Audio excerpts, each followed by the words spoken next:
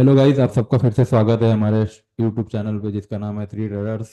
और जैसे कि आपको पता है, हमने सीरीज स्टार्ट की थी जहाँ पे हम पेनी स्टॉक्स को एनालाइज करते हैं, फंडामेंटल और टेक्निकली उस सारी चीज़ को हम देखते हैं और उस हिसाब से हम हमारा इन्वेस्टमेंट प्लान करते हैं। जो भी चीज़ें यहाँ पे हम बताते हैं कंप्लीटली एजुकेशनल पर्पस के लिए है। तो आप इस चीज़ को एक रेफरेंस पॉइंट के हिसाब से देख के उस चीज़ को आपके एंड से एनालाइज करके उसमें आप इन्वेस्टमेंट कर सकते हो। तो इस सीरीज में अब तक के हमने ऑलमोस्ट 10 से 11 स्टॉक हमने ऑलरेडी कवर कर चुके हैं। तो आपको अगर लगता है कि मेरे को ये उस स्टॉक में भी इन्वेस्ट करना है तो आप एक बार जाके उस सेक्टर को कंप्लीट एनालिस चेकआउट कर सकते हो। तो आज हमारा 12 स्टॉक रहेगा इस सीरीज का। तो हम आज का वीडियो स्टार्ट करते हैं।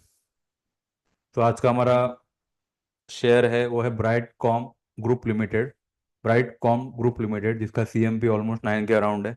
मार्केट कैपिटल काफ़ी अच्छा है, 1800 के अराउंड उसका मार्केट कैपिटल है। ये 2010 की कंपनी है और ये company basically digital marketing solution में है। साथ ही साथ उनकी एजेंसी ऑनलाइन पब्लिकेशन इस सारी चीज़ों में डील करती है।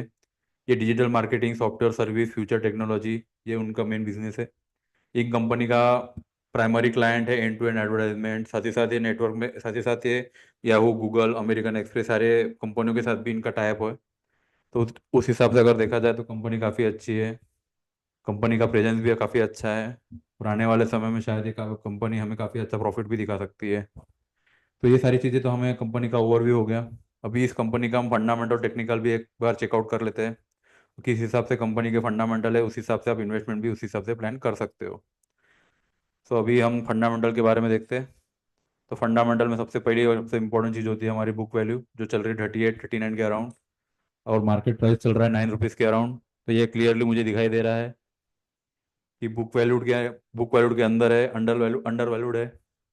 तो ये मुझे इन्वेस्टमेंट के लिए, लॉन्गर टर्म के लिए, तो मैं ये बोल सकता हूँ कि शायद ये और ग्रोथ दिखा सकता है। एटलीस्ट नहीं कुछ तो भी at least book to book value ये ट्रेड कर सकता है। तो ये सबसे पॉजिटिव पॉइंट है हमारे लिए। सबसे पहला, फेस वैल्यू इसकी 2 चल रही है। स्टॉक का पी चल रहा है 4 के अराउंड और सेक्टर का पी चल रहा है 43। ये भी हमारे लिए सेकंड इंपॉर्टेंट पॉइंट है और सबसे पॉजिटिव पॉइंट है हमारे लिए। प्रॉफिट मार्जिन है फिलहाल के लिए 12% 13% के अराउंड। प्रोमोटर होल्डिंग है 18% की। पब्लिक होल्डिंग है 72%। यहाँ पे एफ की भी होल्डिंग है 9%। एंड साथ ही साथ अगर डी की होल्डिंग देखो, डी की होल्डिंग यहाँ पे नील है। अब अगर मैं प्रोमोटर होल्डिंग, पब्लिक होल्डिंग और एफ होल्डिंग की बात करता हूँ, प्रोमोटर होल्डिंग यहाँ पे काफ़ी कम है तो थोड़ा रिस्क फैक्टर यहाँ पे बढ़ जाता है। लेकिन अगर सेकंड पॉइंट पे देखा जाए, अगर यहाँ पे एफ होल्डिंग मतलब एफ फॉरेन इन्वेस्टर यहाँ पे इंटरेस्ट दिखा रहे हैं, तो ये मेरे लिए तो काफ़ी पॉजिटिव पॉइंट मैं मान के चलता हूँ। अगर बाहर के जो इन्वेस्टर है वो कंपनी में इंटरेस्ट दिखा रहे हैं, उनको कुछ ना कुछ यहाँ पे उनका फ्यूचर दिख रहा है। मैं यहाँ से क्लियरली मैं बोल सकता हूँ कि यहाँ पे आने वाले समय में कुछ ना कुछ एक प्रॉफिट या फिर कुछ ना कुछ कंपनी में ग्रोथ हो सकती है। तो ये सारे फंडामेंटल रेशो मैंने ऑलरेडी यहाँ पे डिस्कस कर चुके हैं, तो आप इस चीज़ को आप एनालाइज कर सकते हो और एक बार क्रॉस वेरीफाई भी कर सकते हो। कंपनी के प्रोज यही रहेगा कि ये डेप फ्री है कंपनी ऑलमोस्ट और बुक वैल्यू से काफ़ी नीचे ट्रेड कर रही है। अगर कौन सी बात करूँ तो वही चीज़ है, वापस से प्रमोटर होल्डिंग काफ़ी कम है। तो इसका स्लाइड हमारे लिए नेगेटिव पॉइंट है ये। और साथ ही साथ कंपनी ने कभी डिविडेंड नहीं दिया है अब तक के। और कंपनी अभी फिलहाल के लिए ट्राई कर रही है, फिर आने वाले समय में शायद प्रॉफिटेबल हो जाए और उसी हिसाब से वो अच्छा खासा रिटर्न भी आपको दे दे। तो ये सारी चीज़ें मैंने यहाँ पे डिस्कस की है फंडामेंटल रेशोज के बारे में। तो आप सारी चीज़ों को एक बार देख सकते हो। अब सेकंड पॉइंट पे आते हैं हम टेक्निकल के बारे में। तो टेक्निकली हमें क्या दिख रहा है चार्ट में।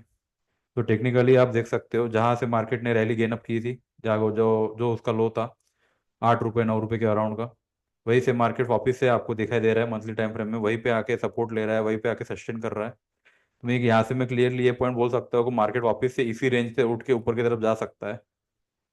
मंथली टाइम फ्रेम में जैसे मैंने आपको बताया उसी समान वीकली टाइम फ्रेम में भी देख सकते हो। मार्केट कई दिनों से या कई हफ्तों से एक स्लाइट रेंज में अटका हुआ है जो कि लगभग 6 रुपए से लेके 8 रुपए के बीच में है।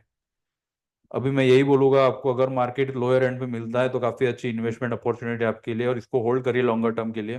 काफी अच्छा टारगेट और काफी हायर टारगेट आपको मिल सकते हैं। तो सबसे पहला हमारा टारगेट रहेगा 23 का, सेकंड टारगेट रहेगा 36 और लास्ट टारगेट रहेगा 58। अगर आप इस लेवल पे कहीं पे भी इन्वेस्ट करते हो, अगर मार्केट करंट मार्केट प्राइस अगर इसका डबल भी होता है तो आप वहाँ से एग्जिट कर सकते हो।